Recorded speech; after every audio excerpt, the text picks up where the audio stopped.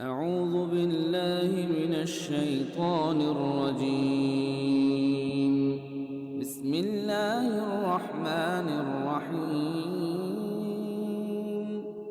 قصہ توحید و شرک کا۔ حضرت سمرہ بن جندب رضی اللہ عنہ سے روایت ہے کہ جناب نبی اکرم صلی اللہ علیہ وآلہ وسلم نے ارشاد فرمایا کہ حضرت حوا بی بی کے بچے زندہ نہیں رہتے تھے، تو اس نے نظر مانی کہ اگر ان کی اولاد زندہ رہی تو وہ اپنے بیٹے کا نام عبد الحارث رکھیں گی، تو ایک بیٹے کا نام انہوں نے عبد الحارث رکھا، اور یہ وسوسہ ان کے دل میں شیطان نے ڈالا۔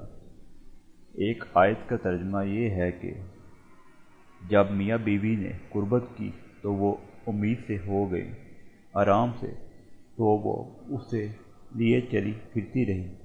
پھر جب بچے کی پوری امید ہو گئی تو دونوں میاں بیوی نے دعا کی کہ اے اللہ کریم، اگر تو نے ہمیں تندرست اولاد عطا فرمائی تو ہم تیرے شکر گزار ہوں گے۔ تو جب اللہ تعالیٰ نے دونوں کو تندرست اولاد عطا فرمائی تو اس عطا میں انہوں نے اس کے غیر کو شرک بنا دیا، اور اللہ تعالیٰ اس سے بے نیاز ہے جو یہ لوگ شریک ٹھہراتے ہیں۔ مفسر طبری تحریر فرماتے ہیں، جب حضرت حوا پہلی مرتبہ حاملہ ہوئیں اور بچہ پیدا ہونے کے قریب ہوا تو ابلیس ان کے پاس آیا اور پوچھا، حوا تمہارے بدن میں کیا ہے؟ انہوں نے فرمایا، مجھے معلوم نہیں۔ تو اس نے کہا کہ یہ تمہارے بدن سے کیسے نکلے گا، ناک سے یا آنکھ سے یا کان سے؟ انہوں نے فرمایا، مجھے نہیں معلوم۔ تو کہنے لگا، اگر یہ صحیح سالم باہر آ جائے تو میری ایک بات مانو گی؟ کہنے لگی، ہاں۔ تو کہنے لگا کہ اس کا نام عبد الحارث رکھ دو، اور حارث شیطان کا نام تھا۔ وہ کہنے لگی، اچھا۔ اس کے بعد حضرت حوا حضرت آدم علیہ السلام سے کہا کہ میرے پاس ایک شخص خواب میں آیا تھا اور اس نے مجھے اس طرح سے کہا، تو حضرت آدم علیہ السلام نے فرمایا، وہ شیطان تھا، اس سے بچ کر رہنا، یہ ہمارا وہ دشمن ہے جس نے ہمیں جنت سے نکلوایا ہے۔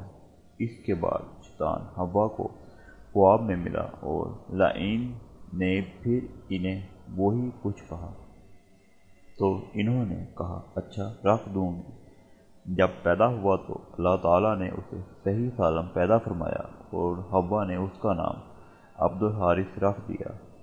جریر نے اس میں یہ الفاظ بڑھائے ہیں، یہ عمل شان خداوندی میں شرک تھا، اور صدی نے اس واقعے کو اس طرح سے لکھا ہے کہ جب حضرت حوا کے لڑکا پیدا ہوا تو ابلیس لعین ان کے پاس آیا اور کہنے لگا، اس کا نام میرے نام پر رکھ دو ورنہ میں اسے ہلاک کر دوں گا۔ تو حضرت آدم علیہ السلام نے اسی لعین سے کہا، میں نے تیری بات مانی تھی، تو تم نے مجھے جنت سے نکلوایا تھا، لہذا انہوں نے اس کی بات ماننے سے انکار کر دیا اور اس کا نام عبد الرحمن رکھ دیا۔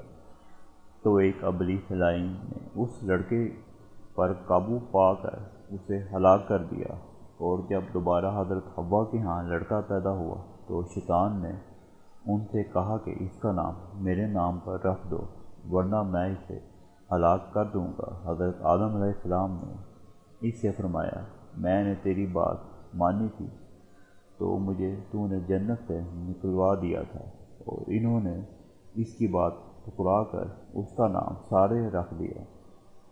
اور جب دوسرا بچہ پیدا ہوا تو اس نے کہا، مجھ سے تب بچو گے جب اس لڑکے کا نام عبد الحارث رکھو گے، اور ابلیس کا نام حارث ہے، اور اس کا نام حیرت اور مایوسی کی وجہ سے ابلیس حارث پڑ گیا۔ بس یہی مقام ہے جسے اللہ تعالیٰ نے آیت مبارکہ میں بیان فرمایا۔